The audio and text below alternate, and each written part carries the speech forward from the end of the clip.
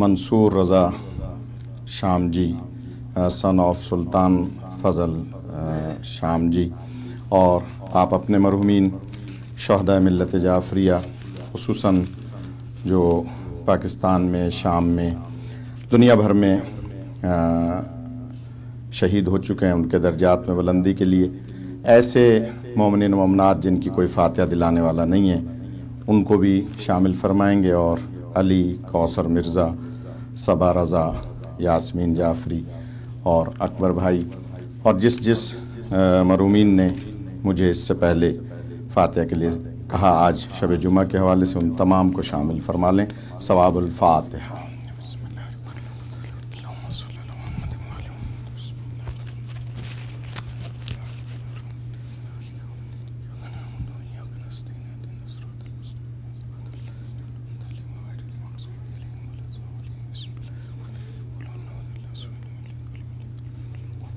اللہ الرحمن الرحیم۔ اللہم صلی علی محمد وعلی محمد وعجل فرجہم۔ اعوذ باللہ من الشیطان اللعین الرجیم۔ بسم اللہ الرحمن الرحیم۔ الحمدللہ رب العالمین، الصلاة والسلام علی محمد وآلہ الطیبین الطاہرین المعصومین۔ قال فی شانہم انما یرید اللہ لیذہب عنکم الرجس اہل البیت ویطہرکم تطہیرا۔ اللہم صلی علی محمد وآلہ۔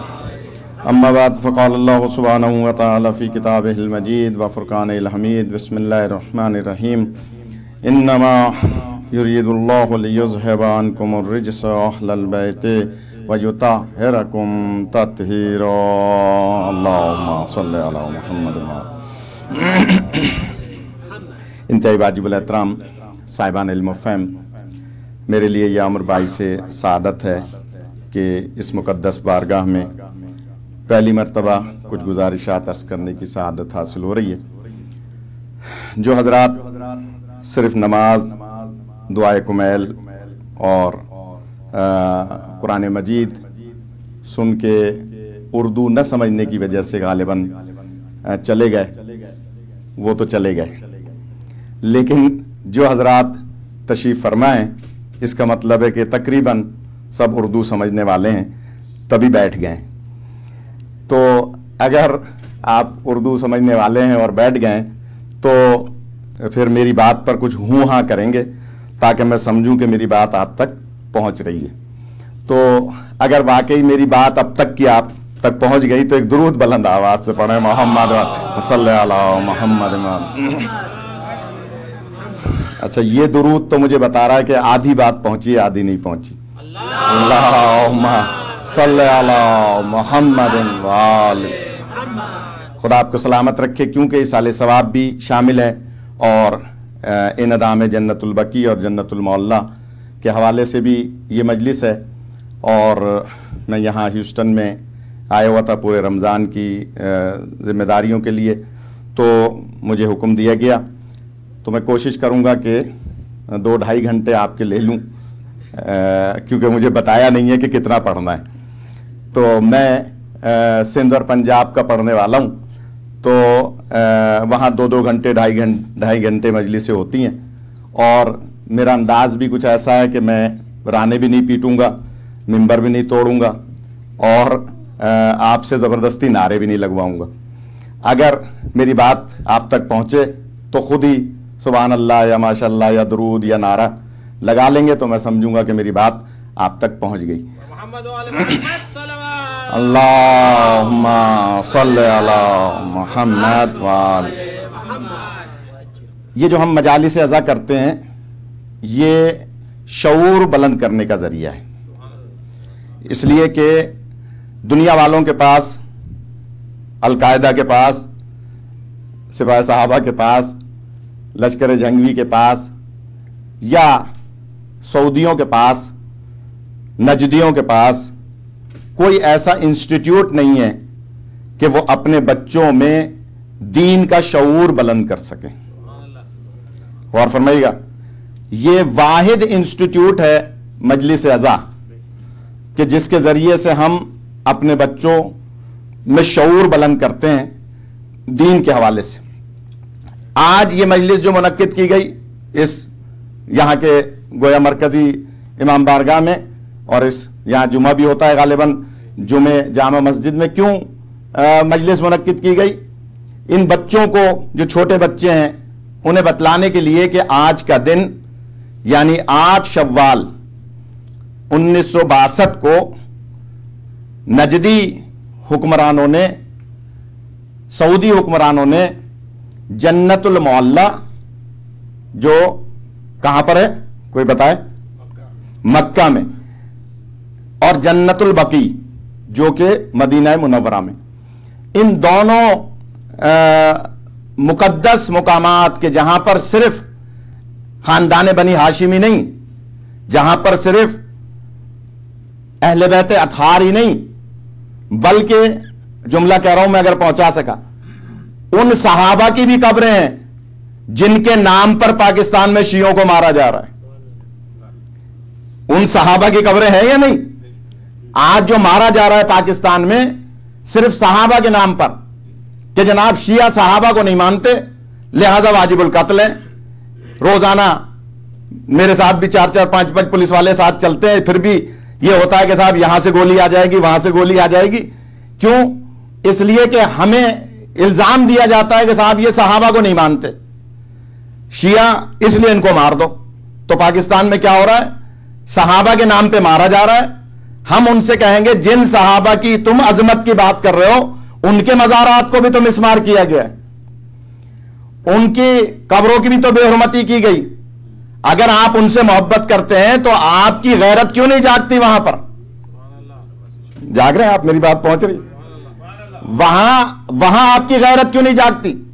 آپ یہ کہتے ہیں کہ صاحب شیعہ صحابہ کو نہیں مانتے، تو میں ایک جملہ کہہ رہا ہوں اس عظیم الشان مومن سینٹر کے ذریعے سے کہ جناب ہمارے پاس کسی کو ماننے یا نہ ماننے کا معیار محبت رسول ہے۔ یہ حالی تھوڑا سا ہوا کر لیں تو میرا کچھ مزاج بن جائے کہ جناب ہمارے پاس کسی کو ماننے یا نہ ماننے کا معیار محبت رسول ہے۔ اگر کوئی رسول پاک سے محبت کرتا ہے اس کے قدموں کی خاک ہماری آنکھوں کا سرما، اس کی جوتیاں ہمارے سر کا تاج، جو رسول پاک سے محبت کرتا ہے۔ آپ کہتے ہیں کہ شیعہ صحابہ کو نہیں مانتے، تو ہمارے پاس معیار ہے کسی کو ماننے یا نہ ماننے کا قرآن مجید۔ ابھی آپ نے تلاوت سنی، ہمارے پاس معیار ہے قرآن مجید، اور قرآن مجید کہتا ہے کہ اگر تم اللہ سے محبت کرتے ہو رسول کا اتباع کرو، پھر اللہ بھی تم سے محبت کرنے لگے گا۔ اس کا مطلب کیا ہوا کہ رسول پاک کی محبت معیار ہے کسی کو ماننے یا نہ ماننے کا۔ تو اب میں جملہ کہہ رہا ہوں اور اندازہ لگا لوں گا کہ مجھے مجلس 1 گھنٹہ پون گھنٹہ پڑھنی ہے یا بس مسائب پڑھ کے اتر جاؤں، ڈیوٹی تو ہو گئی، کہ جناب وہ جملہ یہ ہے کہ ہم صحابہ کو مانتے ہیں لیکن ہمارے پاس معیار ہے محبت رسول۔ ہم ہر اس صحابی کو اپنے سر کا تاج، اس کی جوتیاں سمجھتے ہیں جو ہمیں رسول پاک کے جنازے میں نظر آئے گا۔ وہ ہمیں فرما رہا، میں نے تو جملہ کہہ دیا، اللہم صلی علی محمد و آلہ۔ ہمارے پاس معیار ہے ماننے یا نہ ماننے کا محبت۔ محبت کا پتہ خوشی کے موقع پہ نہیں چلتا۔ یہ حال جو اردو سن رہے ہیں تھوڑا سا توجہ فرمائیں، محبت کا پتہ خوشی کے موقع پہ نہیں چلتا۔ آپ جناب زہرا کی شادی میں نہ آتے، ضرورت بھی نہیں تھی آپ جیسوں کے آنے کی، میں نے تو جملہ کہہ دیا۔ آپ بی بی کی شادی میں نہ آتے کوئی فرق نہیں پڑتا تھا، لیکن آپ رسول پاک کے جنازے میں نہیں آئے۔ اس کا مطلب کیا ہوا کہ جس کا رسول کے جنازے سے تعلق نہیں اس کا رسول سے تعلق نہیں، جس کا رسول سے تعلق نہیں اس کا اسلام سے تعلق نہیں، اور جس کا اسلام سے تعلق نہ ہو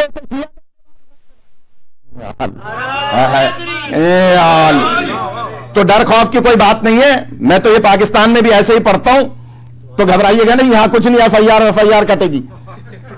لیکن جملہ کہہ رہا ہوں کہ جناب ہمارے پاس ماننے یا نہ ماننے کا معیار محبت رسول ہے۔ آپ رسول پاک سے محبت کیجئے، ہم آپ کے غلام ہیں، غلاموں کے بھی غلام ہیں۔ یہ حضرت حجر بن عدی جن کا ابھی مزار مقدس شہید کیا گیا، جن کی قبر کی بے حرمتی کی گئی. میرے ساتھ 300 پروگرام کیے ہیں اس نہنجار ڈاکٹر نے عالم آن لائن میں. یہ عالم آن لائن شروع ہی مجھ سے ہوا تھا، سب سے پہلا پروگرام میرا تھا. 300 پروگرام. لیکن اب کہیں سعودی عرب سے اس کو بھی پیسے ملنے لگے کہ اس نے ایک بڑے کیپٹل ٹاک میں کہہ دیا کہ صاحب یہ جو کوئٹہ کے دھماکے ہو رہے ہیں یہ اس لیے ہو رہے ہیں کہ شیعہ نے حیدر کرار صحابہ کے جلوسوں میں نہیں آتے. اگر وہ صحابہ کو ماننا شروع کر دیں، ان کے ایام میں آنے لگے، یکم محرم کو اور 22 رجب کو اور 20 جمادی الثانی کو اور فلاں فلاں تاریخوں میں، تو یہ دھماکے نہیں ہوں گے. اس کا مطلب کیا ہوا؟ آپ شے دے رہے ہیں القاعدہ کو، سپاہ صحابہ کو، کہ کیونکہ یہ نہیں مانتے لہذا ان کو اور مارو. تو میں نے سوال کیا میٹرو چینل پہ اس پروگرام کے بعد، وہ تو جیو میں آیا تھا، اس کے بعد ایک پروگرام میں نے سوال کیا. میں نے کہا ڈاکٹر صاحب میں آپ سے سوال کر سکتا ہوں کہ آپ بتائیے آپ صحابہ کے ایام کب سے منا رہے ہیں؟ وہ نہیں فرمایا. آپ صحابہ کے ایام ضیاء الحق کے دور سے منا رہے ہیں. اس کا مطلب یہ ہوا کہ آپ صحابہ کو ضیاء الحق سے پہلے مانتے ہی نہیں تھے. آپ تو اب منانا شروع کیا نا آپ نے ان ایام کو. جب ہمارے پاکستان میں ضیاء الحق کی حکومت تھی اس وقت سے آپ نے صحابہ کے ایام منانے شروع کیے. اس کا مطلب ہے آپ تو صحابہ کو اب مانتے ہیں. اس کا مطلب ہے ہم اہل بیت کو مانتے ہیں تو 1400 سال سے مانتے ہیں. ہم کربلا والوں کا ذکر کرتے ہیں تو جب سے کربلا ہوئی ہے تب سے کرتے ہیں. آپ یہ کہہ رہے ہیں کہ صاحب صحابہ کو نہیں مانتے، تو ایسا نہیں ہے. اب میں سوال کروں گا کہ اگر آپ کے پاس معیار ہے یہی فرقہ واریت کے ختم ہونے کا کہ ہم ان کے ایام منانے لگیں، تو پھر میں آپ سے سوال کروں گا کہ آپ بتائیے آپ حضرت ابوذر غفاری کو مانتے ہیں؟ آپ حضرت حجر بن عدی کو مانتے ہیں؟ آپ حضرت رشید حجری کو مانتے ہیں؟ آپ جناب سلمان فارسی کو مانتے ہیں؟ آپ اگر ان صحابہ کو مانتے ہیں تو پھر ان کے قاتلوں پر آپ لعنت بھیجیے، ہم آپ کے جلسوں میں شرکت کرنے لگے. لہذا اللہم صلی علی محمد. مجھے کچھ چیزوں کے لیے مصطفیٰ نے منع کیا ہے، میں اس لیے بیان نہیں کر رہا ہوں، تو ورنہ میں جو پڑھتا ہوں وہ لوگوں کو پتا ہے. ایک ذرا درود پڑھیں بلند آواز سے، محمد صلی علی محمد. تھوڑا سا آمادہ ہو جائیے، پھر بے شک دعوت مت دیجیے گا. آ گیا ہوں تو اب سنی لیجیے تھوڑا سا. لیکن ایک جملہ کہہ رہا ہوں کہ جناب رسول پاک سے جو محبت کرتا ہے اس کے قدموں کی خاک ہماری آنکھوں کا سرما. لیکن جو رسول پاک سے محبت نہیں کرتا پھر آپ ہمیں مارتے رہیے. ہم تو شہید ہونے کے عادی ہیں، ہم تو 1400 سال سے شہید ہوتے چلے آئے، لہذا ہمیں اس کی پرواہ نہیں ہے. آج ہم یہ مجلس کیوں منعقد کر رہے ہیں؟ یہ میں نے آیت تطہیر کو کیوں سرنامہ کلام قرار دیا؟ اس لیے کہ آج کا دن وہ یاد تازہ کرتا ہے جس دن وہ ظلم ہوا تھا. اس لیے کہ رسول پاک کا فرمان ہے کہ جو میری قبر کی زیارت کرے گا یا میری اولاد کی، میری آل کی قبر کی زیارت کرے گا، اس نے سمجھ لے کہ ایسے ہی زیارت کی جیسے ظاہراً میری یا میری آل کی زیارت کی جائے. یعنی جو حضرات یہ گروپ لے کے جاتے ہیں کاروانوں کے، یہاں بھی تشریف فرمائے، وہ یہ حدیث بیان کرتے ہیں وہاں کہ اگر رسول پاک یا اہل بیت اطہار کی قبر اطہر پہ جائیں کسی بھی معصوم کی، تو اس کا مطلب ہے آپ ظاہراً زیارت کر رہے ہیں. اس لیے کہ سرکار فرماتے ہیں کہ ہماری زندگی اور موت ایک جیسی ہے. ہم ظاہراً پردہ کر گئے لیکن ہم تمہارے اعمال کو بھی دیکھتے ہیں، آثار کو بھی دیکھتے ہیں. اللہ قرآن میں فرما رہا ہے اِنَّا نَحْنُ نُحْيِي الْمَوْتَى وَنَكْتُبُ مَا قَدَّمُوا وَآثَارَهُمْ وَكُلَّ شَيْءٍ أَحْصَيْنَاهُ فِي إِمَامٍ مُبِينٍ. کہ ہم تمہارے اعمال کو بھی لکھتے ہیں، آثار کو بھی لکھتے ہیں. اور اس سے پہلے فرما رہا ہے کہ ہم ہی مردوں کو زندگی عطا کریں گے. اور پھر فرما رہا ہے، کیونکہ اصال ثواب کی بھی مجلس ہے تو دو جملے سن لیجئے، کہ ہم تمہارے اعمال کو بھی لکھتے ہیں، آثار کو بھی لکھتے ہیں. اعمال و آثار کو کون لکھتا ہے بتائیں؟ ظاہراً کون لکھتا ہے؟ یہ ملائکہ لکھتے ہیں. یہ دو لکھنے والے لکھتے ہیں، ہمارے اعمال کو بھی آثار کو بھی. اللہ کیا فرما رہا ہے؟ ہم لکھتے ہیں. وَنَكْتُبُ، ہم لکھتے ہیں. اس کا مطلب کیا ہوا؟ ایک میں تھوڑی سی بحث کروں گا بچوں والی، اگر بزرگوں کے تک پہنچ جائے تو ہوا کیجیے گا. اور وہ بحث یہ ہے کہ جناب میں آج صبح سے شام تک ان عباس مرزا کے گھر تعویذ لکھتا رہا، لوگوں کی دعا بناتا رہا، لوگوں کو عملیات سکھاتا رہا، نیک کام کرتا رہا، کچھ نمازیں بھی ساتھ ساتھ پڑھتا رہا جمعرات کی وجہ سے. اس ملک نے میرے نامہ اعمال میں ایک نیکی بھی نہیں لکھی. غور کیجیے گا. اور خدا نہ خواستہ میں صبح سے شام تک گناہ کرتا رہا، اس ملک نے میرے نامہ اعمال میں ایک گناہ بھی نہیں لکھا. تو آپ سب کیا کہیں گے؟ مولانا سر پہ امامہ رکھ کے کیا بچوں والی بات کر رہے ہیں؟ یہ دونوں ملک غلطی نہیں کر سکتے. تو میں کہوں گا کیوں نہیں کر سکتے؟ آپ دلیل دیں گے اس لیے نہیں کر سکتے کہ یہ دونوں معصوم ہیں. تو پھر دلیل مل گئی نا کہ معصوم یا معصومہ کہتے ہی اس کو ہیں جو کبھی غلطی نہیں کر سکتا. یعنی معصوم یا معصومہ کی دلیل یہ ہے کہ وہ غلطی نہ کر سکے. لیکن میں نے بحث کی جبکہ امام جعفر صادق علیہ الصلوۃ والسلام صلی اللہ محمد وآل محمد. ایک بلند آواز سے پڑھ لیں مہربانی کریں. اللہم صلی اللہ محمد وآل محمد. اب آئی گئے تو میں جان جب تک نہیں چھوڑوں گا، آپ جائیں گے نہیں تو ویسے ہی مجلس سن لے جیسے سننے کا حق ہے کہ جناب میں امام کا قول بیان کر رہا ہوں. امام فرماتے ہیں آپ نے ارادہ کیا کہ ہم مومن سینٹر میں جا کے مثلا مجلس میں شرکت کریں منصور صاحب کی یا انعام جنت البقیع کی. آپ نے ارادہ کیا. معصوم فرماتے ہیں چھٹے امام کہ اگر کوئی شخص نیکی کا ارادہ کر لے تو اس ملک کو حکم ہے کہ فوراً اس کے نامہ اعمال میں ایک نیکی لکھ لو. اس ملک کو حکم ہے کہ اس کے نامہ اعمال میں ایک نیکی لکھ لو. اس نے ارادہ کیا، گھر سے نکلا، بیگم نے کوئی کام کہہ دیا، کہا بھائی مجلس میں تو اب نہیں پہنچ سکتا، بیگم کی بات تو نہیں ٹال سکتا، لہذا آپ چلے گئے کسی اور طرف، نہیں پہنچے مجلس میں، نماز پڑھ لی، جہاں بھی آپ کو صحیح جگہ مل گئی نماز پڑھ لی، نہیں پہنچ پائے. لیکن گھر سے نکلتے وقت آپ نے ارادہ کر لیا تھا کہ مجھے جانا ہے سینٹر میں، تو اس ملک نے ایک نیکی آپ کے نامہ اعمال میں لکھ لی.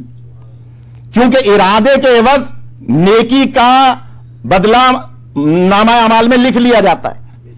لیکن امام فرماتے ہیں اگر کوئی شخص گناہ کا ارادہ کرے تو اللہ اس ملک کو حکم دیتا ہے خبردار اس کے نامہ اعمال میں گناہ نہ لکھنا، اس لیے کہ اس نے ابھی گناہ کا ارادہ کیا ہے، کیا نہیں ہے.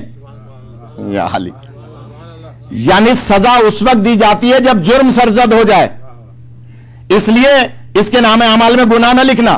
اور میں نے تو ایک عجیب روایت پڑھی، اگر آپ اس کو سمجھ کے ہوا کر لیں گے تو میں اور آگے بڑھ جاؤں گا. اور وہ یہ کہ یہی امام فرماتے ہیں کہ اگر ہمارا کوئی چاہنے والا خدا نہ خواستہ گناہ کر بھی لے تو اس ملک کو اللہ کا حکم ہے 1 گھنٹے سے لے کر 9 گھنٹے تک کہ خبردار اس کے نامہ اعمال میں ابھی گناہ نہ لکھنا، اس لیے کہ 9 گھنٹے کے درمیان کوئی نماز کا ٹائم آئے گا، اگر اس نے توبہ کر لی تو میں اس کے گناہوں کو معاف کر دوں. تو اندازہ فرمائیے. اللہم صلی علی محمد. اگر اس نے توبہ کر لی تو میں اس کے گناہوں کو معاف کر دوں گا.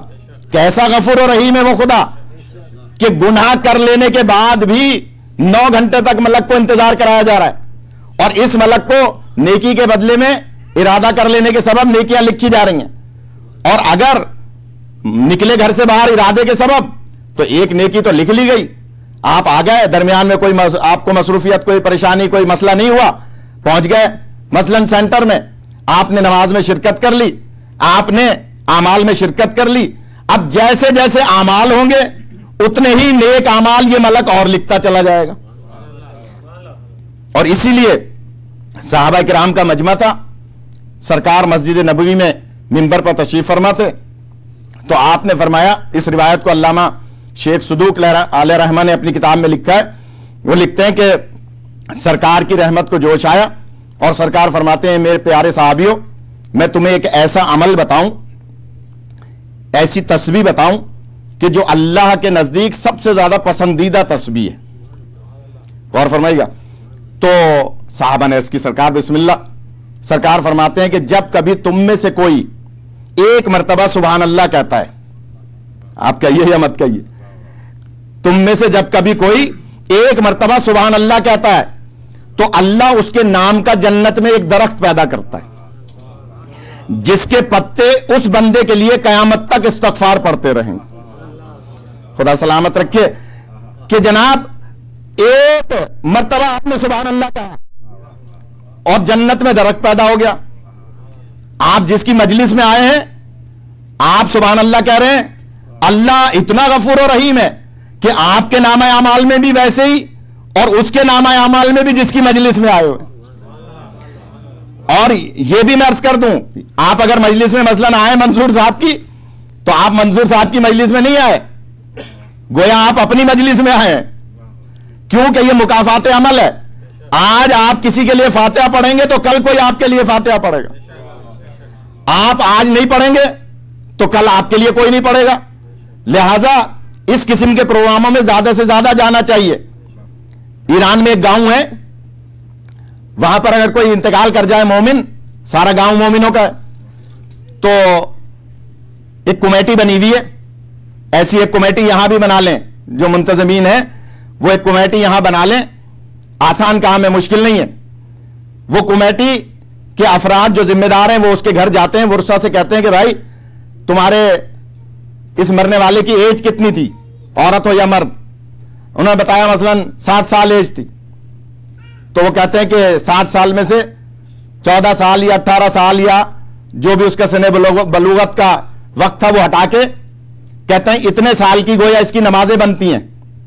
तो वो कमेटी पूरे गांव में डिस्ट्रीब्यूट कर देती है उन नमाजों को जो उसकी जिंदगी की नमाजें थी, और सारे गांव वाले, कोई 1 साल की, कोई 2 साल की, कोई 5 साल की, 3 दिन के अंदर अंदर उसकी नमाजें मुकम्मल करके स्वयं में ऐलान करते हैं कि हमने इस मोमिन की सारी नमाजें अदा कर दी।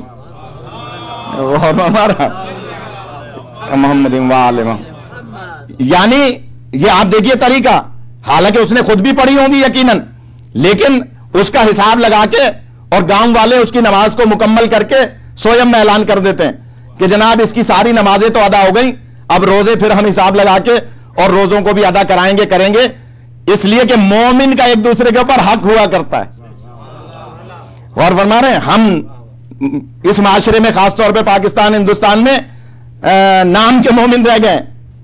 तो सरकार फरमाते हैं कि तुम एक मर्तबा सुभान अल्लाह कहो तो अल्लाह तुम्हारे नाम का एक जन्नत में दरख्त पैदा करेगा कि जिसके पत्ते तुम्हारे लिए कयामत तक इस्तगफार पढ़ते रहेंगे। और फिर फरमाते हैं अगर कोई कह दे आगे सुभान अल्लाह वल्हम्दुलिल्लाह, तो अल्लाह एक दरख्त और पैदा कर देगा। फिर फरमाते हैं अगर कोई कहे वला इलाहा इल्लल्लाह, अल्लाह एक दरख्त और पैदा कर देगा। और जिसने कह दिया वल्लाहु अकबर, यानी तस्बीह अरबा को पूरा कर दिया, सुभान अल्लाह वल्हम्दुलिल्लाह वला इलाहा इल्लल्लाह वल्लाहु अकबर, तो अल्लाह उसके नाम के 4 जन्नत में दरख्त पैदा करेगा और उसके पत्ते कयामत तक इस्तगफार पढ़ते रहेंगे। आप बताइए, आप तीसरी चौथी रकत में तस्बीहात अरबा पढ़ते हैं या नहीं पढ़ते हैं? लेकिन इसके साथ बिस्मिल्लाह नहीं पढ़नी। तस्बीहात अरबा अगर आप पढ़ रहे हैं नमाज में तो बिस्मिल्लाह नहीं पढ़ेंगे साथ में। अगर सूरह अलहम पढ़ रहे हैं तो बिस्मिल्लाह पढ़ेंगे बिल अक्फा, यानी दिल ही दिल में। यह भी अभी मैं वहां जहां नमाजें पढ़ा रहा था पूरे रमजान, तो अक्सर लोग तीसरी चौथी रकत में बुलंद आवाज से बिस्मिल्लाह पढ़ के सूरह अलहम पढ़ रहे थे। मौलवी की आवाज तो बंद हो गई और उनकी आवाज शुरू हो जाती थी। तो मैंने उनको समझाया कि भाई ऐसा नहीं है, आपकी नमाज नहीं होगी। अगर आप बुलंद आवाज से बिस्मिल्लाह और सूरा पढ़ रहे हैं तो तीसरी चौथी रकत में नमाज नहीं होती। तस्बीहात अरबा पढ़ें तो बगैर बिस्मिल्लाह के पढ़ें। बाज मुज्तहिदीन ने कहा 3 दफा पढ़ें, बाद ने कहा 1 दफा भी हो जाएगी नमाज, लेकिन 3 दफा पढ़ने तो ज्यादा बेहतर है। तो अब आप अगर 3 दफा पढ़ रहे हैं, इन बातों से बोर हो रहे हैं, लगता है मैं मौजू बदल लूं। एक जरा अल्लाहुम्मा सल्ली अला मुहम्मद व आले मुहम्मद। मैं सबके चेहरे देख रहा हूं, अगर चेहरा मुतगय्यर होगा मैं वहीं मसाइब शुरू कर दूंगा। गौर कीजिएगा कि जनाब 4 मरतबा, 3 मरतबा आपने ये पढ़ा नमाज में और तस्बीहात अरबा 4 दफा, तो 4 दरख्त आपके नाम के जन्नत में बन गए जिनके पत्ते आपके लिए कयामत तक इस्तगफार पढ़ रहे हैं। اب جو جملہ کہنے جا رہا ہوں، کرسیوں پہ جو بیٹھے ہیں حضرات وہ توجہ فرمائیں، اور وہ یہ کہ صحابہ میں سے ایک صحابی درمیان سے کھڑے ہو گئے، کہنے لگے سرکار یہ تسبیح تو ہم بہت پڑھتے ہیں، اتنی تو ہماری نسلوں میں بھی گناہ نہیں ہوں گے، یا علی اتنی تو ہماری نسلوں میں بھی گناہ نہیں ہوں گے، شیخ صدوق علیہ الرحمہ نے لکھا ہے اتنے تو ہماری نسلوں میں بھی گناہ نہیں ہوں گے جتنے یہ پتے استغفار پڑھ رہے ہیں۔ تو سرکار کے چہرے پر جلال، پوری تاریخ رحمت للعالمین میں صرف 7 مقامات ایسے ہیں جہاں سرکار کے چہرے پہ جلال آیا، وہ 7 مقام کا بھی موقع ملا تو عرض کروں گا، لیکن 7 مقام ہے پوری تاریخ میں، ہسٹری میں سرکار کی، جہاں سرکار کے چہرے پر سرخی مائل ہے، غصے کے آثار ہیں۔ ان میں ایک منزل یہ بھی ہے، سرکار کے چہرے پر جلال، غصہ، اور فرماتے ہیں، جملہ سنیے گا، تم جیسے لوگ تسبیح پڑھ کے صبح جنت میں درخت لگواتے ہیں اور پھر اپنی ہی لگائی ہوئی آگ سے ان درختوں کو جلا بھی دیتے ہیں، یا علی یعنی تسبیح پڑھ کے درخت لگوا رہے ہیں اور پھر اپنی ہی لگائی ہوئی آگ سے ان درختوں کو جلا دیتے ہیں۔ تو وہ تو دخل دل معقولات کر کے صحابی پھنس گئے۔ دوسرے نے کونی ماری، کہا بھائی سرکار ابھی تو سرکار کی رحمت کو جوش تھا، ابھی سرکار نے یہ فرما دیا کہ جنت میں جل جانا، جنت میں آگ کہاں ہوگی؟ غور کیجئے گا، لہذا سرکار سے پوچھو کہ وہ درخت کیسے جلیں گے؟ تو فرماتے ہیں جیسے تم درخت اگاؤ گے ویسے ہی جلاؤ گے۔ وہ نہیں فرما رہا، تھوڑا سا جاگ جائے جو اردو سمجھ رہے ہیں، جو نہیں سمجھ رہے ان کی مجبوری ہے کہ جناب رسول پاک فرماتے ہیں جیسے لگاؤ گے ویسے جلاؤ گے۔ اس لیے اب جملہ سنیے گا، دوسرے صحابی نے کہا سرکار یہ تو فرمائیے کہ یہ آگ لگے گی کیسے ان درختوں کو؟ فرماتے ہیں تم تسبیح پڑھ کے، تسبیحات اربع، جنت میں درخت اگاؤ گے اور پھر اپنے ہی مومن بھائی کی غیبت کر کے غیبت کی آگ سے جلا بھی دو گے، یا علی یعنی غیبت کی آگ وہ آگ ہے کہ جو ہمارے اعمال کو ایسے جلا دیتی ہے کہ جیسے سوکھی لکڑی کو آگ جلایا کرتی ہے، غیبت کی بیماری۔ اور یہاں ایک بات اور یاد آ رہی ہے، ایک ذرا درود پڑھ لیں محمد و آل محمد کی، اللہ محمد رتی ہوئی مجلس نہیں ہوتی، جو بات آ جائے گی وہ آ جائے گی ذہن میں۔ تو جو فرمائے گا امام جعفر صادق علیہ الصلوۃ والسلام صلی اللہ محمد فرماتے ہیں کہ اگر کوئی ہمارا چاہنے والا مسجد میں، غور کیجئے گا خدا را، جو مسجد میں آتے ہیں اور مسجد میں بیٹھتے ہیں، جو چلے گئے ان کا نصیب، لیکن جو بیٹھے ہیں ان کے لیے عرض کر رہا ہوں کہ مسجد میں امام فرماتے ہیں اگر تم قبلہ رخ ہو کر بیٹھ جاؤ اور وضو کر کے مسجد میں بیٹھ جاؤ، کوئی تسبیح نہ پڑھو، صرف قبلہ رخ بیٹھ جاؤ، تو بھی تمہارے نامہ اعمال میں 70 نیکیاں لکھی جائیں گی۔ اب یہ بھی نہیں سمجھ میں ہری بات، فضائل پڑھ رہا ہوں تو وہ بھی نہیں ہے، فالو کر رہے ہیں آپ کہ جناب مولا فرما رہے ہیں کہ مسجد میں آپ قبلہ رخ ہو کر بیٹھ جائیں، کچھ بھی نہ پڑھیں، وضو کر کے قبلہ رخ بیٹھ جائیں، تو بھی 70 نیکیاں آپ کے نامہ اعمال میں لکھی جائیں گی۔ اور اس سے ملتا جلتا ایک فرمان مولا متقیان امیر المومنین علی ابن ابی طالب علیہ الصلوۃ والسلام صلی اللہ محمد وآلہ۔ میں ابھی ماحول بنا رہا ہوں کہ فضائل کیسے پڑھوں، غور کیجئے گا کہ جناب مولا متقیان فرماتے ہیں کہ مجھے جنت میں جانا اتنا پسند نہیں جتنا مسجد میں بیٹھنا پسند ہے، یہ حالی مجھے جنت میں جانا اتنا پسند نہیں جتنا مجھے مسجد میں بیٹھنا پسند ہے۔ تو آپ جیسے کسی مومن نے عرض کی مولا مسجد کی عبادت کے صلے میں ہم جنت میں جائیں گے، یعنی صلہ ہے جنت اور عبادت ہے مسجد میں بیٹھنا، عبادت کرنا، گویا عمل، اس عمل کے نتیجے میں جنت میں جائیں گے۔ تو جو نتیجہ ہوتا ہے وہ زیادہ بلند ہوتا ہے اور عمل گویا امتحان ہوتا ہے، نتیجہ ہوتا ہے۔ تو آپ فرما رہے ہیں کہ جنت میں جانا اتنا پسند نہیں جتنا مسجد میں بیٹھنا پسند ہے۔ تو ہم مولا کا جملہ سنیے گا، مولا فرماتے ہیں جب کوئی بندہ جنت میں جائے گا تو وہاں جانے کے بعد میں کرے گا، میں جنت میں آ گیا، میں ٹرسٹی بن گیا، میں ڈاکٹر بن گیا، میں فلاں عہدیدار بن گیا، میں دولت مند ہو گیا. مولا فرماتے ہیں یہ جو میں ہے یہ تکبر کی علامت ہے. یا حالی میں تکبر کی علامت ہے، اور اہل بیت کا چاہنے والا کبھی متکبر نہیں ہوا کرتا ہے. یہ حالی فرماتے ہیں کہ جنت میں جانے کے بعد بندہ کہے گا مجھ جیسا کون ہے؟ فخریہ، میں جنت میں آ گیا، میں جنت میں آ گیا، مجھ جیسا کون ہے؟ تو اب جملہ ہے مولا کا، یہ بیچ کی باتیں تو میری تھی، مولا کا جملہ ہے. مولا فرماتے ہیں جنت میں جانے کے بعد بندے کا نفس راضی ہوگا، اور مسجد میں بیٹھنے کے بعد بندے کا رب راضی ہوگا.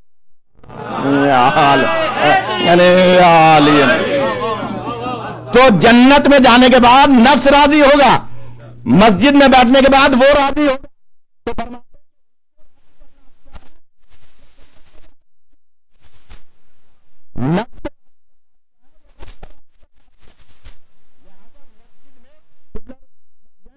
مولا فرماتے ہیں آپ کے نامہ اعمال میں 70 نیکیاں لکھی جا رہی ہیں، جبکہ آپ کچھ بھی نہیں پڑھ رہے. ادھر مولا فرماتے ہیں مجھے مسجد میں بیٹھنا زیادہ پسند ہے.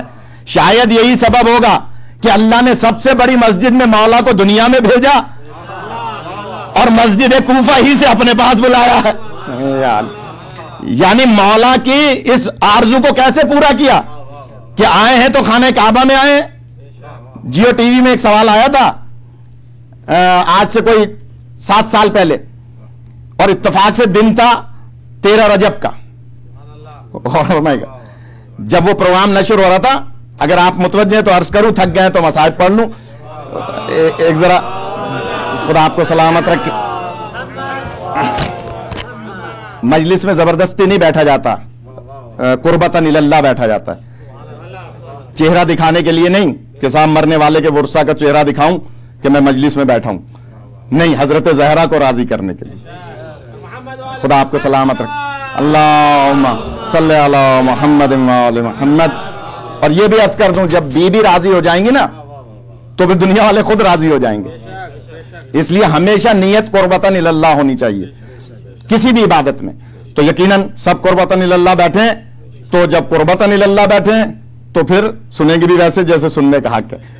کہا سوال آیا ہے خاتون کا کہ جناب یہ 2 مولوی بیٹھے ہیں، آج 13 رجب ہے، ان مولویوں سے پوچھیں کہ آخر اللہ نے علی ابن ابی طالب کو خانہ کعبہ میں پیدا کیوں کیا؟ جاگ رہے ہیں؟ مولا علی کو خانہ کعبہ میں کیوں پیدا کیا؟ عالم آن لائن لائیو پروگرام تو CD موجود ہے. تو میں نے کہا جناب پیدا تو اللہ نے کیا، سوال مولویوں سے ہو رہا ہے. اور پیدا اللہ نے کیا، سوال مولویوں سے ہو رہا ہے کیوں پیدا کیا. تو ڈاکٹر عامر لیاقت کہنے لگے بھائی آپ نمائندے ہیں، آپ اپنے مذہب کی لحاظ سے بات کریں، یہ اپنے مذہب کے لحاظ سے بتائیں گے کہ لاجک کیا تھی، وجہ کیا تھی، کیوں خانہ کعبہ میں پیدا کیا. تو اب یہ آدھے پون گھنٹے کا میٹر ہے، اگر میں عرض کروں گا تو آپ میں سے کئی گھڑی دیکھنے لگیں گے. لیکن بس مختصر کر دیتا ہوں کہ جناب میں نے کہا ڈاکٹر صاحب اولین و آخرین میں توجہ فرمائے گا خدا را، اولین و آخرین میں صرف ذات علی ابن ابی طالب ہے جسے یہ شرف حاصل ہے کہ کعبے میں پیدا ہوئے، مسجد میں شہید ہوئے، اولین و آخرین میں. اس لیے کہ رسول پاک صحابہ کی موجودگی میں، علامہ مجلسی نے بھی لکھا ہے اس روایت کو جو میں نے وہاں بیان کی، مولا علی کے کاندھوں پر ہاتھ رکھا اور ایک جملہ کہا، یا علی تمہیں اللہ نے کچھ فضائل و مناقب ایسے عطا کیے ہیں کہ جو آدم سے لے کر خاتم تک، یعنی مجھ خاتم تک کسی کو عطا نہیں کیے.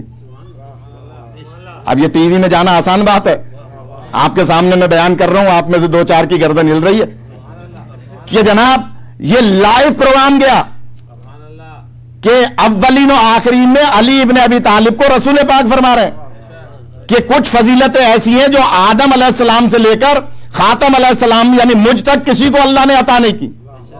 تو عامر لیاقت کا چہرہ متغیر ہوا، یہ کیا کہہ رہے ہیں؟ تو میں نے کہا گھبرائیں نہیں، سن لیں.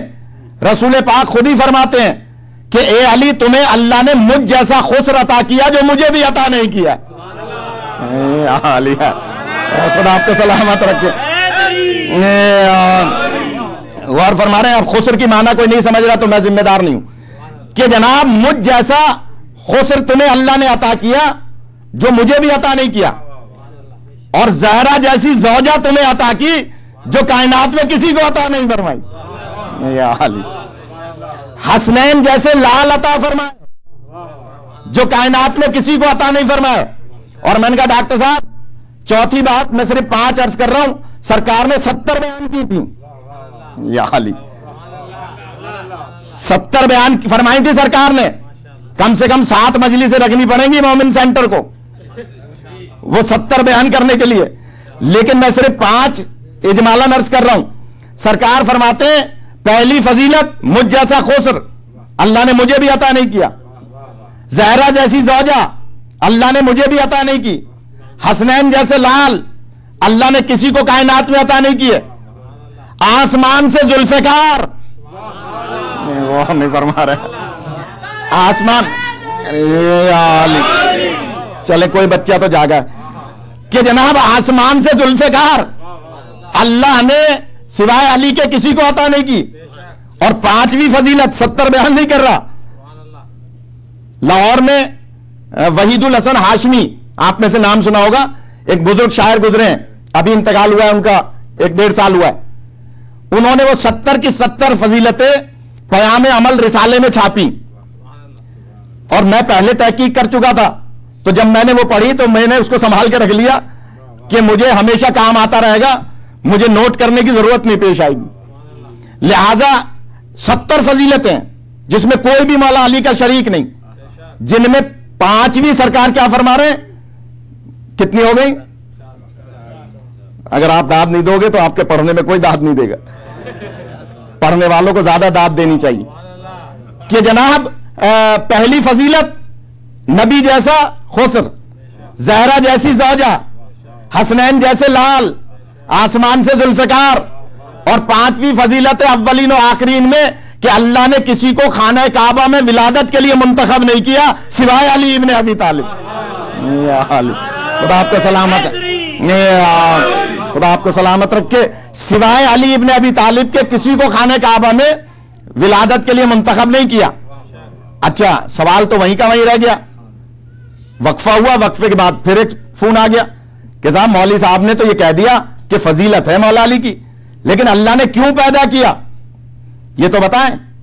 تو میں نے کہا ڈاکٹر صاحب اگر ایڈیٹنگ نہ کریں, کیونکہ ایک نئی ٹیکنالوجی آئی ہے کہ لائیو پروگرام میں بھی باتوں کو کاٹ دیتے ہیں اور آپ کو پتا بھی نہیں چلے گا. اور فرما رہے ہیں ریکارڈیڈ میں تو ہوتا ہے, لیکن لائیو میں بھی ان کے پاس کچھ ایسے ٹیکنالوجی آ گئی ہے, خاص طور پہ ہمارے یہاں کے 2 بڑے چینلوں میں ایئر وائی اور جیو میں, کہ وہ بات کو کاٹ دیتے ہیں اور ہم پتہ بھی نہیں چلتا کہ بات کٹ گئی تھوڑی سی. تو میں نے کہا آپ وعدہ کیجئے کاٹیں گے نہیں تو میں جلدی سے بیان کروں. آپ متوجہ ہیں تو بیان کروں. صلی علی محمد. میں نے کہا جناب مولا علی کی اللہ نے نجابت کو دیکھا, غور کیجئے خدا را, نجابت کو دیکھا تو نبی جیسا خسر عطا کیا. مولا علی کی عصمت کو دیکھا تو زہرا جیسی زوجہ عطا کی. مولا علی کی شجاعت کو دیکھا تو آسمان سے ذوالفقار عطا فرمائی. مولا علی کی نسل میں پاکیزگی کو دیکھا تو حسنین جیسے لال عطا کیے. یا علی. اچھا خانہ کعبہ نے کیوں پیدا کیا؟ یہ بچہ بیٹھا ہے غالباً مصطفیٰ کا ہے کہ جناب بچوں کو اگر آپ سینٹر میں لا رہے ہیں اور دوسرے بچے بھی دیکھ رہے ہیں کہ ہاں بھائی یہ بچہ بھی آ رہا ہے وہ بچہ بھی آ رہا ہے لہذا میں بھی جاؤں, اور جب آپ بچے کو دیکھیں گے تو کوئی نہ کوئی یہ کہے گا کہ اس کے دادا ایسے تھے اس لیے یہ مسجد میں آتا ہے. وہ نہیں فرما رہا, وہ نہیں فرما. اس کے بابا ایسے تھے اس لیے یہ مسجد میں آتا ہے, اس کے پردادا ایسے تھے اس لیے یہ مسجد میں آتا ہے. تو اس کا مطلب کیا ہوا کہ کچھ باتیں اولاد میں آبا و اجداد کی طرف سے آتی ہیں. یہ حال. کچھ باتیں بچے اپنے عمل سے پیدا کرتے ہیں. بہت سارے بچے ایسے ہوتے ہیں کہ اس کے آبا و اجداد ایسے نہیں ہوتے, لیکن وہ بچہ بہت بڑا نام پیدا کرتا ہے. جملہ کہہ دوں اگر پہنچ جائے بات, جیسا کہ محمد ابن ابی بکر. یہ حال. میں نے تو جملہ کہہ دیا, آپ نے سن لیا. اللہم صلی علی محمد. بھائی اس کے آبا و اجداد کا مولا علی کی ولایت سے کوئی تعلق نہیں نا, لیکن محمد ابن ابی بکر کو نبی بھی کہتے ہیں, علی بھی کہتے ہیں کہ یہ ابو بکر کے فلم سے. کیوں کہہ رہے ہیں؟ اس لیے کہ اس کے اندر اپنی اللہ نے صلاحیت عطا فرمائی ہے. تو میں نے کہا ڈاکٹر صاحب, مولا علی کی نجابت کو دیکھ کر نبی پاک جیسا خسر عطا کیا, مولا علی کی عصمت کو دیکھ کر جناب زہرا جیسی زوجہ عطا کی, مولا علی کی قیامت تک پاکیزگی کو دیکھ کر بیٹے عطا کیے, مولا علی کی شجاعت کو دیکھ کر ذوالفقار عطا فرمائی. بات آ گئی اب جو میں پہنچانا چاہ رہا ہوں کہ آخر یہ سارے کام ہوئے کب؟ جب مولا دنیا میں آ گئے. یہ حالی پھر دوہرا رہا ہوں بھائی, جب دنیا میں آ گئے یہ عمل کیے, عصمت, طہارت, شجاعت, تو اللہ نے فضیلت عطا فرمائی. لیکن پیدا ہونے سے پہلے کون سا عمل تھا؟ ایک درود پڑھنے بلند آواز سے محمد, خدا آپ کو سلامت رکھے. پھر دوہرا رہا ہوں جو حضرات متوجہ ہیں کہ جناب آخر پیدا ہونے سے پہلے مولا کا کون سا ایسا عمل تھا جس کی وجہ سے اللہ نے مولا علی کو خانہ کعبہ میں پیدا کیا. پیدا ہونے کے بعد عبادت کی, ریاضت کی, شجاعت دکھائی, تو یہ ساری فضیلتیں مل گئیں. لیکن ابھی تو پیدا ہی نہیں ہوئے, پیدا ہی کعبے میں, تو اللہ کس عمل کے سبب کر رہا ہے؟ پیدا ہونے سے پہلے مولا کا کون سا عمل تھا جس کے صلے میں اتنی بڑی فضیلت عطا کر دی جو کسی نبی کو عطا نہیں. تو ڈاکٹر عامر کہنے لگا جلدی بتائیے مگر ذرا سنبھل کے بتائیے گا, تو کوئی ایسی بات نہ ہو کہ جو کنٹراڈکشن ہو جائے یا ہمارے لیے ای میلز آنے لگیں. تو میں نے کہا نہیں, اب جملہ سن لیجئے گا, خدا آپ کو سلامت رکھے. بات کہیں سے کہیں چلی گئی, میں پڑھنا چاہ رہا تھا جنت البقیع پر, لیکن میں نے عرض کیا کہ ڈاکٹر صاحب مولا علی کا کوئی عمل میری نگاہوں میں نہیں آیا, میں طالب علم ہوں, میرے مطالعے میں نہیں آیا پیدا ہونے سے پہلے کا. البتہ مولا علی کے بابا کا ایک عمل ہے, وہ ہمیں فرما رہا ہے, مولا علی کے بابا کا ایک عمل ہے جس کے صلے میں اللہ نے علی کو خانہ کعبہ میں پیدا کیا. اب نعوذ باللہ بابا کو تو وہ کافر کہتے ہیں. وہ فرما رہے ہیں میں نے عمل دکھا دیا حضرت ابو طالب کا, تو میں نے کہا جناب ابو طالب کا ایک عمل ہے جس کی وجہ سے اللہ نے علی کو کعبے میں پیدا کیا. تو کہنے لگے جلدی بتائیے وہ کون سا عمل ہے. اب لائیو پروگرام تھا کہ زیادہ کاٹ نہیں سکتے تھے. میں نے کہا جناب ابو طالب, تو جو فرمائے گا خدا را, جناب ابو طالب اور جناب عبداللہ دونوں حقیقی بھائی ہیں, یعنی حضور پاک کے بابا مولا علی کے بابا دونوں سگے بھائی ہیں. اور بچوں کی معلومات میں اضافے کے لیے عرض کر رہا ہوں, ان دونوں کی ماں کا نام بھی فاطمہ ہے. یہ حالی جناب عبد المطلب کی جو زوجہ ہیں ان کا نام بھی فاطمہ, ان کی کئی ازواج تھیں, لیکن ان دونوں کی ماں ایک ہی ہے. تو جو شاعری سے تعلق رکھتے ہیں یا ادب سے تعلق رکھتے ہیں وہ تھوڑی سی ہوا کریں گے تو میں سمجھوں گا میری بات پہنچ گئی. اور وہ یہ کہ کیا سبب تھا کہ اللہ نے یہ دونوں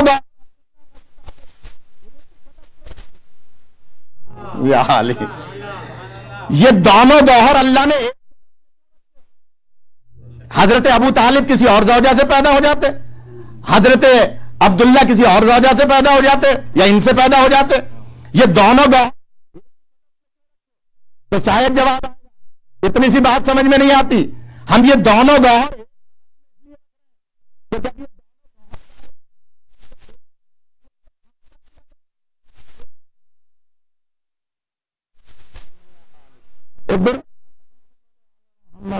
خدا آپ کو سلامت رکھے.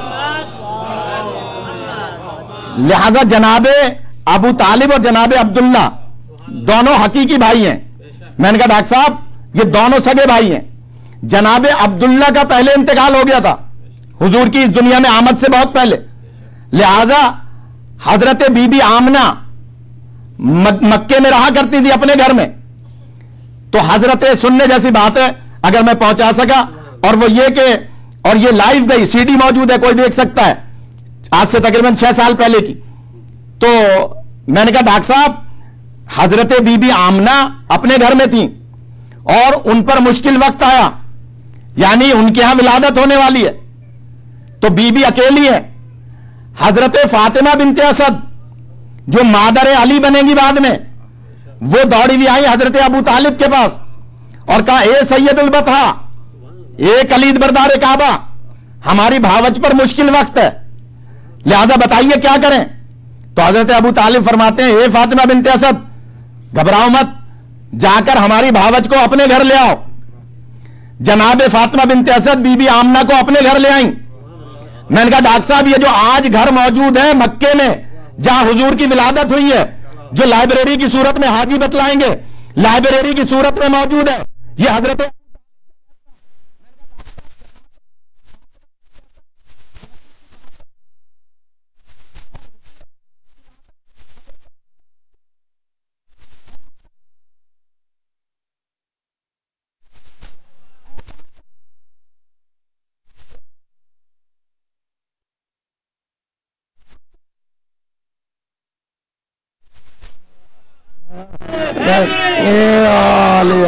एक दुरूद पढ़ ले मोहम्मद आलम, अल्लाह खुदा आपको सलामत रखे।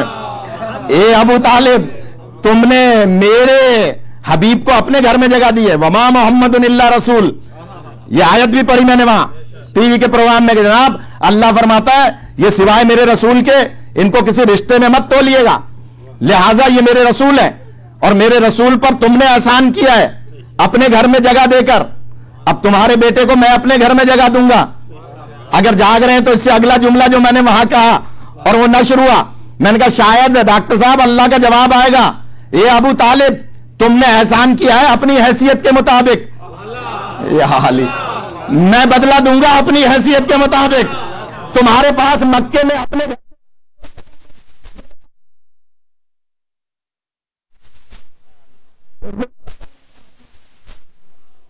सलामत रखे, आपको सलामत रखे। तो मौलाए कायनात मस्जिद को पसंद फरमाया करते थे कि मुझे मस्जिद में बैठना ज्यादा पसंद है बनिस्बत जन्नत में जाने के, और यही सबब है कि अल्लाह ने उन्हें खाने काबा में पैदा किया और कूफे की मस्जिद में आपकी शहादत हुई। और ये जो आज हम दिन मना रहे हैं ये दुनिया वालों को बतलाने के लिए कि तुम जुल्म करते आओगे, हम एहतजाज करते रहेंगे, क्योंकि एहतजाज के 3 तरीके होते हैं, या तो फिजिकली आज़ा व जवारे से एहतजाज, अगर आप वो न कर सकें तो आप आवाज के जरिए से, मीडिया के जरिए से, माइक के जरिए से, रेडियो के जरिए से। कल मैंने रेडियो का प्रोग्राम किया यहां से लाइव कनाडा, उसमें भी ये बात हमने की कि जनाब हम अपनी आवाज बुलंद करते रहेंगे और अगर आवाज रोक ली जाएगी तो बद्दुआ को कोई नहीं रोक सकता है, और नहीं फरमाता, अगर आवाज भी रोकी जाएगी तो बद्दुआ, लिहाजा हम उन जालिमों के खिलाफ बद्दुआ करेंगे और करते हैं कि जिन्होंने ये जुल्म किया। जन्नतुल बकी जहां सहाबा किराम भी हैं, उम्महातुल मोमिनीन भी हैं, अहले बैत अतवार भी हैं, 4 आइम्मा हैं, और सबसे बढ़कर जो रिवायत है, गो के रिवायत में इख्तलाफ है कि मौला अली ने 40 जगह निशानात बनाए थे बीबी की कब्र के, लेकिन एक रिवायत के मुताबिक जन्नतुल बकी भी है, एक के मुताबिक सरकार की खुद जरी है मुकद्दस के पैरों की तरफ, लिहाजा उधर जन्नतुल मोहल्ला में हजरत अबू तालिब भी हैं। अच्छा, मुसलमान कभी गौर नहीं करता, आप यहां जाते हैं अपना कोई खुदा न खास्ता मर जाए तो दफन करने के लिए, तो आपने अलहदा से जगह ली हुई है या नहीं ईसाइयों के कब्रिस्तान में? आप ईसाइयों के दरमियान तो अपने मुर्दे को दफन नहीं करते। क्यों नहीं करते? इसलिए कि मुसलमानों का कब्रिस्तान अलहदा होता है। तो हम मैं दुनिया वालों से कहूंगा, हज पे मैं ग्रुप लेके जाता हूं माशाल्लाह, 15वां हज होगा इंशाल्लाह इस साल, कि हम वहां ले जाकर अपने हाजियों को जब दिखा रहे होते हैं पुल पे खड़े होकर जन्नतुल मोहल्ला या अंदर जाके, तो हजारों की तादाद में मुसलमान वहां पर जन्नतुल मोहल्ला में हरे दरवाजे पे जाके खड़े होते हैं। तो मैंने एक मुसलमान बंगाली था, ایک بنگالی سے پوچھا کہ یہ بتاؤ یہ کون سا پورشن ہے جہاں تم ابھی زیارت کر کے آ رہے ہو؟ کہ بنی ہاشم کا، بنی ہاشم کا، جیسے ان کا لہجہ ہے، بنی ہاشم کا۔ میں نے کہا بنی ہاشم میں ابو طالب ہے یا نہیں؟ کہاں ہے؟ تو میں نے کہا ان کی قبر کہاں ہے؟ کہ وہ بھی اندر ہے۔ تو میں نے کہا وہ مسلمان تھے یا نہیں؟ یا علی، غور نہیں فرمایا۔ وہ ایک دم گھبرایا، کہنے لگا کہ کیا کہہ رہے ہیں، ہم نے تو سنا ہے انہوں نے کلمہ نہیں پڑھا۔ میں نے کہا تم ابھی تو زیارت پڑھ کے آ رہے ہو، تو تم کسی کافر کی بھی زیارت پڑھتے ہو؟ تو کہنے لگا تم شیعہ تو نہیں ہو؟ غور فرما رہے۔ تو بتائیے جنت المعلا حضرت ابو طالب کی قبر خود حضور پاک نے بنائی تھی، تو یہ کبھی ہو سکتا ہے کہ کوئی کافر مسلمانوں کے قبرستان میں نبی دفن کر دے؟ یہ حال ہی۔ اور پھر اگر حضرت ابو طالب پہ پڑھا جائے گا تو کئی اشرے درکار ہیں کہ قرآن مجید میں اللہ نے ان کے فعل کو اپنا فعل قرار دیا۔ بس میں بات کو ختم کر رہا ہوں جہاں سے میں نے شروع کی تھی۔ ان دونوں کے فعل کو اگر بھول گئے تو ٹھیک ہے، نہیں تو میں یاد دلاؤں، ان دونوں کے فعل کو اللہ اپنا فعل قرار دے رہا ہے۔ اور میں بحث کر رہا ہوں کہ صاحب میں نے صبح سے شام تک نیک کام کیے اور صبح سے شام تک خدا نخواستہ گناہ کیے، نہ اس نے نیکی لکھی نہ اس نے گناہ لکھا۔ تو آپ میں سے خاص طور پہ کرسی والے حضرات جب مجلس ختم ہو جائے گی تو باہر مجھ سے کہیں گے کہ مولانا کیا پڑھ رہے ہیں آپ؟ ان دونوں کے فعل کو اللہ اپنا فعل کرا۔ اگر یہ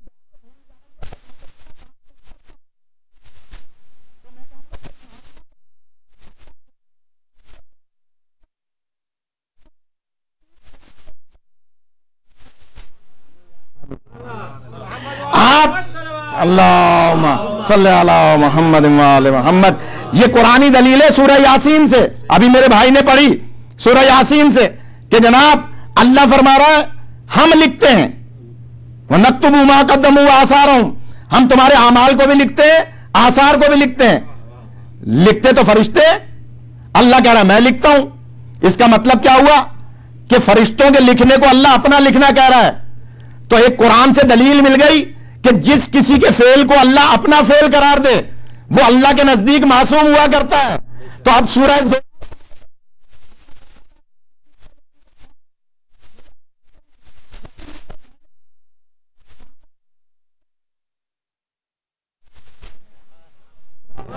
میرے حبیب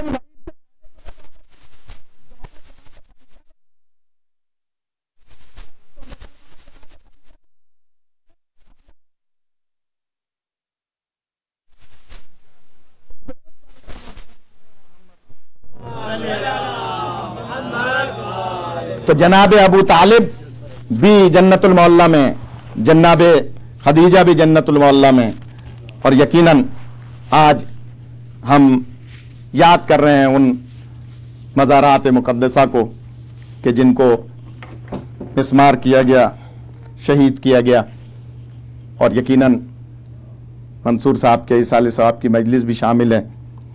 جو رونے آئے ہیں 2 یا 4 جملے اگر میں پہنچا سکا۔ عزادارو، حضرت زہرا کا وقت آخر نزدیک آیا۔ ایک عجیب روایت کتاب سراج غم میں نے پڑھی، میری مائیں بہنیں مجلس سن رہی ہیں، اور جب کبھی مجلس میں گریہ بلند ہوا کرے تو اپنے دل کی دعا مانگا کریں، دعا قبول ہوتی ہے اس وقت جب 2 آنسو نکل آئیں۔ خدا مرنے والے کے درجات کو بلند فرمائے، اور ہمارے شب جمعہ ہے، ہم تمام کے مرحومین کی خدا مغفرت فرمائے۔ عزادارو، جب جناب فضہ کنیز بن کے آئی تھی حضرت زہرا کے دروازے پر، تو بی بی نے ایک جملہ فرمایا تھا کہ فضہ میری کوئی بہن نہیں ہے، میں تمہیں اپنی بہن بناتی ہوں، میں تمہیں اپنی بہن قرار دیتی ہوں۔ اور دیکھو جب میں نے تمہیں بہن بنا لیا، فضہ قدموں پہ گر گئیں، آقا زادی میں تو آپ کی کنیز بن کر آئی ہوں، آپ کی بہن کون بن سکتی ہے؟ آپ سیدۃ النساء العالمین ہیں۔ بی بی فرماتی ہیں فضہ آج مجھ سے وعدہ کرو، ایک دن گھر کا کام تم کرو گی، ایک دن گھر کا کام میں کروں گی، اس لیے کہ میں نے تمہیں اپنا بہن بنایا ہے، میں تمہیں کنیز نہیں بنا رہی۔ تو جناب فضہ ہاتھ جوڑ کے عرض کرتی ہیں آقا زادی گھر کا کام ہی کتنا ہوگا، میرے لیے سعادت ہے۔ بی بی فرماتی ہے نہیں، میں صاحب عصمت بی بی ہوں، میں عادلہ بیوی ہوں، میں ایک دن میں کروں گی گھر کا کام۔ سنیے گا عزیزدارو، میں جہاں لے جانا چاہتا ہوں، میں نے اسی لیے فضائل کم کیے کہ میں مصائب زیادہ پڑھنا چاہتا ہوں جو رونے آئے ہیں۔ شب جمعہ ہے اور یہ شب 8 شوال کے حوالے سے ہے۔ عزیزدارو، جناب زہرا نے اپنے حصے کا کام مکمل کیا اور کام مکمل کر کے رات کو عبادت میں بسر کی۔ تھوڑی دیر کے لیے بی بی کی آنکھ لگی، بی بی پھر اٹھی اور اٹھنے کے بعد پھر فجر کی عبادات میں مشغول ہوئیں، اور جب فجر کی عبادات سے فارغ ہو گئیں تو اس کے بعد بی بی آمادہ ہوئیں گھر کا کام کرنے کے لیے۔ سنیے گا جو رونے آئے ہیں عزیزدارو، جب بی بی آمادہ ہوئیں تو ایک مرتبہ جناب فضہ کی نگاہ پڑی، دل میں سوچا یہ بی بی بھولنے والی نہیں ہے، کل بی بی نے گھر کا کام کیا تھا، رات پوری عبادت میں بسر کی ہے، آج تو میری باری ہے، آج تو مجھے گھر کا کام کرنا ہے۔ عزیزدارو، یہ سن کر کہ جناب زہرا آگے بڑھ رہی ہیں، آواز کی آہٹ سے جناب فضہ تیزی کے ساتھ دوڑی اور کہا آقا زادی آپ نے وعدہ کیا تھا۔ فرماتی ہیں ہاں فضہ، میں نے ابھی گھر کا کام شروع نہیں کیا وعدے کے مطابق، میں تم سے اجازت مانگنا چاہتی ہوں، آج مجھے اجازت دے دو کہ میں آج اپنے حسنین کو خود روٹی پکا کر کھلاؤں، آج میں اپنے شوہر کی خدمت کروں۔ عزیزدارو، یہ سننا تھا کہ جناب فضہ عرض کرتی ہے بی بی آج کون سی خاص بات ہے، آپ نے کل بھی گھر کا کام کیا تھا تو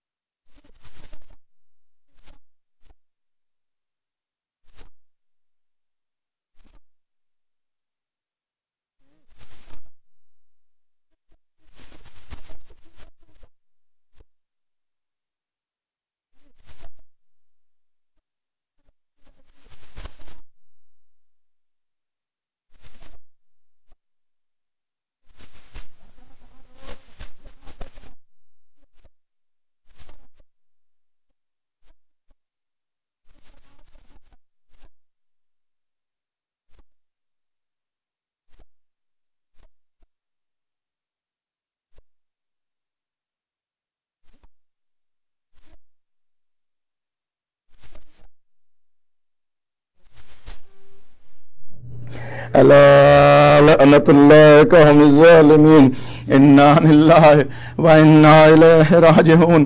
خداوندہ بحق زہرا و ابیہا و بالہا و بنیہا ہماری یہ عبادت اپنی بارگاہوں میں قبول فرما، حاضرین اور غائبین کی حوائج شرعیہ کو حل فرما، بیماروں کو شفا عطا فرما، پریشان حالوں کی پریشانیوں کو دور فرما، مرحومین کی مغفرت فرما، خاص طور پہ جن کے نام لیے گئے مجلس میں ان کے درجات کو بلند فرما، جن کے نہیں لیے گئے خداوندہ تو دلوں کے راز سے واقف ہے، ہم سب کے مرحومین کی برزخ کی منزل آسان فرما، قیامت میں لواء الحمد کا سایہ نصیب فرما، شفاعت نبی اور آل نبی عطا فرما، خداوندہ مومنین کے بچوں کو علم و عمل کے زیور سے آراستہ فرما، دشمنان اہل بیت کو نیست و نابود فرما، مجتہدین اعظام کا سایہ ہمارے سروں پر تا دیر قائم فرما، مستضعفین کی مدد فرما، اپنی آخری حجت کا ظہور فرما، ہمیں امام کے اعوان و انصار میں شمار فرما۔ ثواب الفاتحہ ارواح المومنین والمؤمنات۔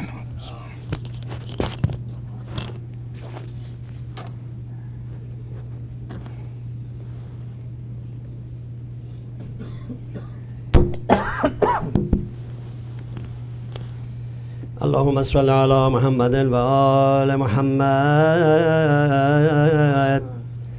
صلى الله عليك يا رسول الله صلى الله عليك يا نبي الله صلى الله عليك يا خير خلق الله يا خاتم النبيين يا محمد بن عبد الله صلى الله عليك يا أمير المؤمنين يا علي بن أبي طالب مسيح رسول الله صلى الله عليك يا غرة عين الرسول يا فاطمة الزهراء سيدة نساء العالمين بنت رسول الله صلى الله عليك يا أبا محمد يا حسن بن علي أيها المجتبى صلى الله عليك يا أبا عبد الله على الأرواح التي علت بفنائك عليك مني سلام الله أبدا ما بغيت وبغي الليل والنهار ولا جعل الله آخر لحد مني لزيارتكم السلام على الحسين وعلى آل ابن الحسين وعلى أولاد الحسين وعلى أصحاب الحسين وعلى أنصار الحسين الذين بذلوا واجهم دون الحسين عليه السلام جميعا ورحمة الله وبركاته صلى الله عليك يا غريب الغرباء ويا معين الضعفاء والفقراء والسلطان أبو الحسن يا علي بن موسى أيها الرضا المرتضى صلى الله عليك وعلى آبائك وأنبيائك جميعا ورحمة الله وبركاته صلى الله عليك يا مولاي يا بغية الله وحجة الله أجل الله تعالى فرجك فسحل الله لنا مخرجك وزهورك وجعل الله لنا الخير أعوانك وأنصارك والمستشهدين بين يديك صلى الله عليكم يا أهل بيت النبوة وجميعا ورحمة الله وبركاته اللهم العن أول ظالم ظلم حق محمد وآل محمد اللهم العن أول ظالم ظلم حق محمد وآل محمد وآخر تابع له على ذلك اللهم العن الإصابة التي جاهدت الحسين وشايعت وبايعت وتابعت على قتله اللهم العنهم جميعا من الآن إلى يوم القيامة آمين وسيعلم الذين ظلموا أيا بحق محمد وآل محمد منقلبا ينقلبون إنا لله وإنا إليه راجعون والعاقبة للمتقين. صلوات.